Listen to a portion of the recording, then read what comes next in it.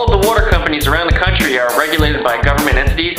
Pensacola has been found to have the worst water with the worst contaminants in it ever anywhere in the country. So I drink a lot of water, I drink a lot of tap water, and I filter it. I am sick and tired of replacing these stupid pure filters. These things are expensive. They run anywhere from about $10 to $20 each, depending upon what type you get. Sometimes you can find them in a bulk pack and you get a sale on them or something. You get this big, ugly, bulky thing that sits on here, and it's always in the way, and they always break, and they spring leaks, and these things are expensive too. And I'm tired of replacing this, and I'm tired of replacing those. So we're going to put in a real water filter for under the sink.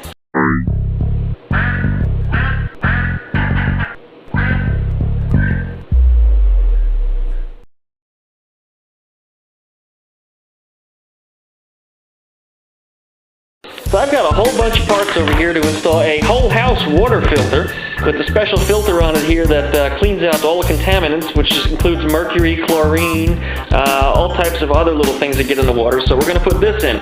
These things will last a lot longer than about the 2 or 3 weeks that I get out of one of those stupid things. So this is going to be installed underneath the sink. I'm imagining this is probably going to last me like 6 months, and 6 months at $40 is a heck of a lot better than 6 months at 20-something bucks a pop every few weeks. So we're talking like $200-something, every 6 months. Forget it, not doing that anymore. So we're going to install this on the sink. I'm going to have a nice spigot that's dedicated for it, and because this is intended to be a whole house system, and not just for drinking water, we're going to be using it for drinking water only. It's going to last a lot longer. So this is going to be great. Nonetheless, first thing you've got to do is don't be a moron. Make sure you have all the right tools, you have all the right fittings, all the right adapters, everything that works for your particular home. Now on my home, I've got the cold water on the right hand side, which is pretty typical. You got the 3/8 inch hose over here, and you want to turn your water off. That's step number one. This is off. Now, if you have trouble turning this valve, then don't turn it. Go outside and turn the water off, because if you turn that valve and it doesn't want to turn, you might just break it. And if you break it off, you'll be in a much deeper pile of shit than you could ever imagine, because you're going to have to change the whole valve out, and it turns this project to a real freaking mess. But this is the cold water. I do have it off because it turned off. We're going to be removing this from here, and we're going to be putting in a T-fitting that I got set up, so this way we can put the filter underneath the sink. It's also a good idea to get a bucket, put it underneath there, to catch any loose water that's going to come out of the pipe. In my case, I had already drained it, but so make sure you get the water out of there. Alright, we've got the T put in that I was going to use, and we got that set up, and I'm going to route it over this way to the left, because here's a big empty space, and there's plenty of room for the filter, and there's also room underneath it, and that's important because you need to be able to unscrew this filter off the bottom from where this hangs. That way you can get the bottom off of it and change the filter out periodically. Alright, we've got our T-fitting installed, so now we're going to route that filter on over. The filter hose is going to run over this way to where that screw is at, and the filter is going to hang from that screw. Because this filter is intended to be a whole house system, it has huge inlets on it, and these need to be reduced down to the 3/8 inch line, so I got the appropriate adapters for it. Now there were under-sink systems that were available that didn't require huge adapters like this, but they were $20 more, and they're all the same parts.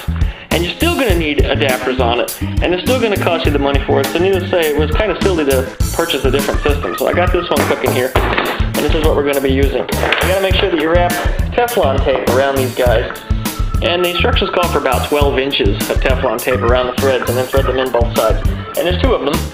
And then of course I have that bracket down underneath here too, and this bracket needs to be put on first before you put these adapters on the ends, otherwise you won't be able to get the bracket on. Now when putting this bracket on, you want to observe where your in and your out is. Now the T that I have is going to go in this way, and then the water is going to feed out and up to underneath the sink. So that matters depending upon how you put that bracket on, because if you put the thing in backwards, you'll be running the filter in the reverse direction, and that just isn't how it's designed to operate. Yeah, gotta get under the sink here, do a little service work to get the filter installed. Alright, we got the filter hung, we got the connectors in it to set this up for the 3/8 inch polypropylene line that we'll be putting in. It's the same kind of line you use in an ice maker. But anyways, we need to measure out the distance between here and the T that's over there. So I'll hold this out like that, cut it to fitment, and then put the little ends on it and tighten the compression fittings down. There we go, all the fittings are installed. We got the T in there, we got it going over to the filter. Now the filter's outlet is going to squirt right onto the underside of the cabinet here. So what I need to do is I need to install the spigot that's going to go up on top here. And I decided, since the spray nozzle's on the right, that it would probably be practical to put this on the left. So that way I can hit it with my left hand and I can hold the glass of water or whatever I'm going to be underneath with the right hand, because that just seems practical to me. Of course, it is on the side with the hot water and somebody's going to scold me for that, but you know what? I don't care. It seems still better to operate this with the left hand as you're holding the right hand under it, so that's what we're going to do. Anyways, I've already drilled the pilot hole. The instructions call for a 3/4 inch hole. This shaft is only a little bit lesser than ½ an inch. Why would you cut a 3/4 inch hole for that?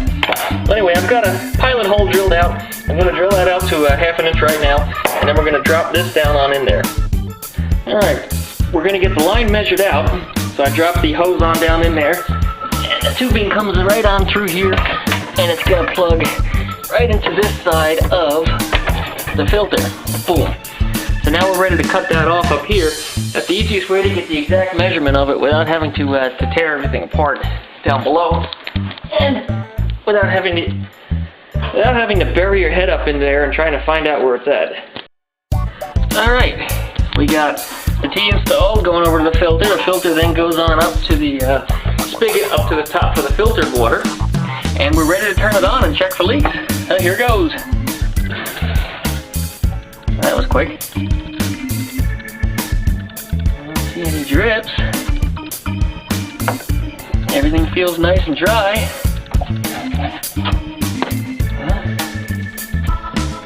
Nothing's wet. No leaks. Excellent. Let's try it. Alright. Coming up here, let's see what we got. Wow, that thing's got some pressure. But it works. There it is, we're all set. That's how you install a household water filter on your kitchen sink. Alright, I put a bucket underneath it just to watch to see if there's any drips, just in case. That way I can catch whatever it might be. Otherwise, last instruction is to let this thing run for about 15 to 30 minutes to get all the crap out of the filter. The pressure has slowed down on it a little bit, but I guess that's good. And we'll just let it run.